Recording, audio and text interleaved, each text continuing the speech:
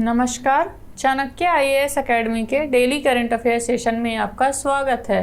आज है 2 नवंबर और 2 नवंबर से जितने भी महत्वपूर्ण प्रश्न बनते हैं हम उन पर चर्चा करेंगे। हमारा आज का पहला प्रश्न है, हाल ही में यूनाइटेड किंगडम में आयोजित होने वाले एआई सुरक्षा शिखर सम्मेलन में भारत की तरफ से कौन भाग लेंगे? धर्मेंद्र प्रधान, राजीव चंद्रशेखर, एस जयशंकर या फिर इनमें से कोई नहीं? तो अभी हाल ही में आयोजित होने वाले एआई सुरक्षा शिखर सम्मेलन में राजीव चंद्रशेखर ने भाग लिया है। केंद्रीय कौशल विकास राज्य मंत्री राजीव चंद्रशेखर ने 1 से 2 नवंबर 2023 को यूनाइटेड किंगडम में आयोजित होने वाले एआई सुरक्षा शिखर सम्मेलन 2023 में भाग लिया। यह यूके, ऑस्ट्रेलिया, कनाडा, फ्रांस सहित विभिन्न देशों के मंत्रियों और प्रतिनिधियों को एक साथ लाएगा, जिसका उद्देश्य उपयोगकर्ता के नुकसान को प्रभावी ढंग से संबोधित करने और जोखिमों को कम करने के महत्व पर जोर देते हुए अपने नागरिकों के जीवन को बेहतर बनाना है। हमारा आज अगला प्रश्न देखेंगे, विश्व खाद्य भारत 2023 का विषय क्या है? समृद्धि के लिए प्रसंस्करण, विश्व संबंधी प्रसन्नता, सभी के लिए भोजन या फिर इनमें से कोई नहीं? तो अभी हाल ही में आए हुए विश्व खाद्य भारत 2023 का विषय रखा गया है समृद्धि के लिए प्रसंस्करण। प्रधानमंत्री नरेंद्र मोदी द्वारा नई दिल्ली के प्रगति मैदान में वर्ल्ड फूड इंडिया 2023 का उद्घाटन किया गया। दुनिया को समृद्ध भारतीय खाद्य संस्कृति का प्रदर्शन करने के लिए खाद्य प्रसंस्करण उद्योग मंत्रालय द्वारा 3 दिवसीय कार्यक्रम का आयोजन किया जा रहा है। वर्ल्ड फूड इंडिया 2023 का विषय समृद्धि के लिए प्रसंस्करण रखा गया है।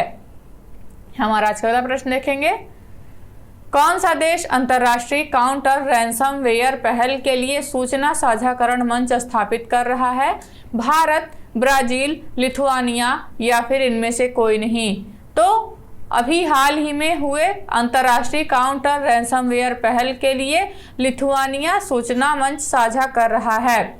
संयुक्त राज्य अमेरिका के नेतृत्व में 40 देशों का एक गठबंधन साइबर अपराधियों को कभी भी फिरौती नहीं देने और हैकरों के वित्त पोषण तंत्र को बाधित करने की दिशा में काम करने की प्रतिज्ञा पर हस्ताक्षर करने के लिए तैयार है। इसके तहत 2 सूचना साझाकरण मंच स्थापित किए जाएंगे, एक लिथुआनिया द्वारा और दूसरा इजराइल और संयुक्त अरब अमीरात द्वारा संयुक्त रूप से। यह पहल, जिसे इंटरनेशनल काउंटर रैंसमवेयर इनिशिएटिव के नाम से जाना जाता है, दुनिया भर में रैंसमवेयर हमलों के बढ़ते खतरे को संबोधित करना चाहती है। गठबंधन का प्राथमिक लक्ष्य रैंसमवेयर अपराधियों के वित्त पोषण तंत्र को बाधित करना है। हमारा अगला प्रश्न देखेंगे, हाल ही में किसके द्वारा मेरा युवा भारत प्लेटफॉर्म लॉन्च किया गया है? नरेंद्र मोदी, द्रौपदी मुर्मू, अमित शाह या फिर इनमें से कोई नहीं? तो अभी हाल ही में प्रधानमंत्री नरेंद्र मोदी द्वारा मेरा युवा भारत प्लेटफॉर्म लॉन्च किया गया है। प्रधानमंत्री नरेंद्र मोदी ने 31 अक्टूबर को राष्ट्रीय एकता दिवस पर कर्तव्य पथ पर देश के युवाओं के लिए मेरा युवा भारत यानी कि माई भारत जिसे कहा जाएगा प्लेटफॉर्म लॉन्च किया। मेरा युवा भारत की कल्पना युवा विकास और युवा नेतृत्व वाले विकास के लिए एक महत्वपूर्ण प्रौद्योगिकी संचालित सुविधा प्रदाता के रूप में की गई है, जिसका प्रमुख लक्ष्य विकसित भारत के निर्माण में योगदान करने के लिए समान अवसर प्रदान करना है। हमारा अगला प्रश्न देखेंगे, हाल ही में किस कंपनी ने भारत का पहला वाईफाई 6 लॉन्च करने के लिए टाटा प्ले फाइबर के साथ साझेदारी की है? सैमसंग, नोकिया, रिलायंस या फिर इनमें से कोई नहीं? तो अभी हाल ही में नोकिया ने भारत का जो पहला है वाईफाई 6 लॉन्च करने के लिए टाटा प्ले फाइबर लॉन्च के साथ साझेदारी की है।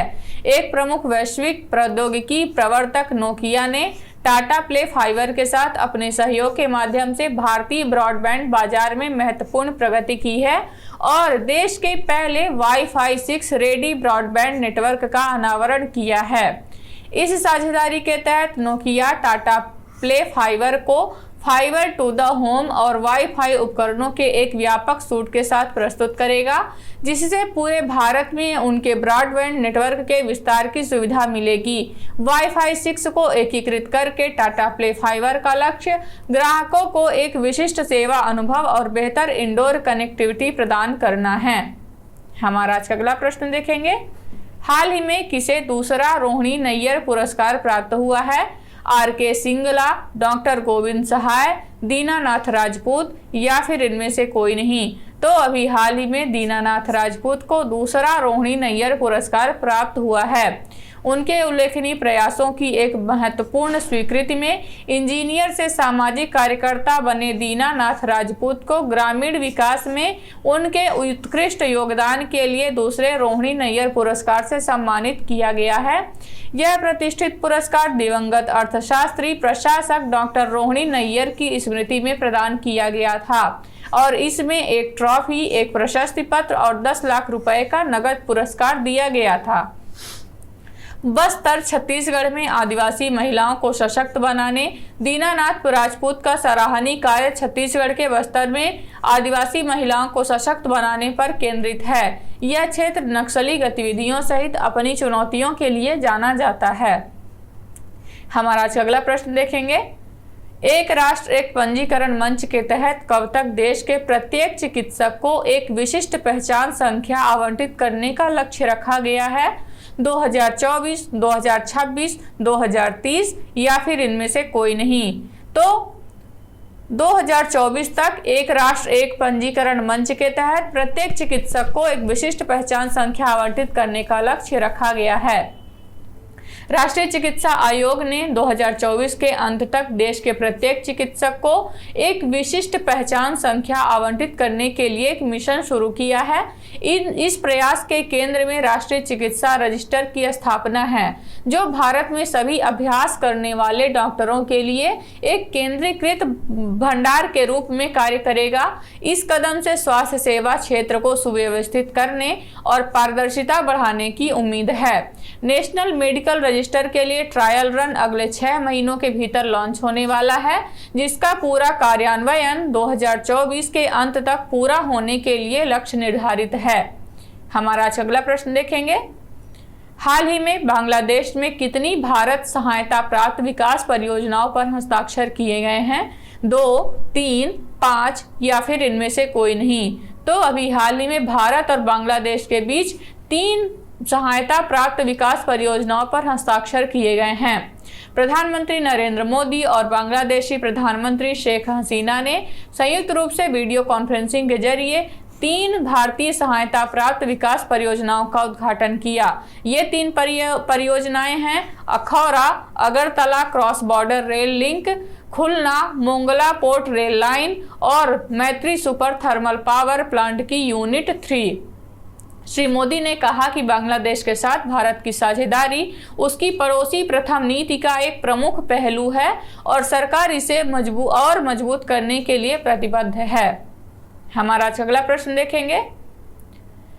हाल ही में कौन सा भारतीय राज्य यूनेस्को क्रिएटिव सिटीज नेटवर्क में शामिल हुआ है? राजस्थान, केरल, मध्य प्रदेश या फिर इनमें से कोई नहीं। तो अभी हाल ही में केरल है जो कि यूनेस्को क्रिएटिव सिटीज नेटवर्क में शामिल हुआ है।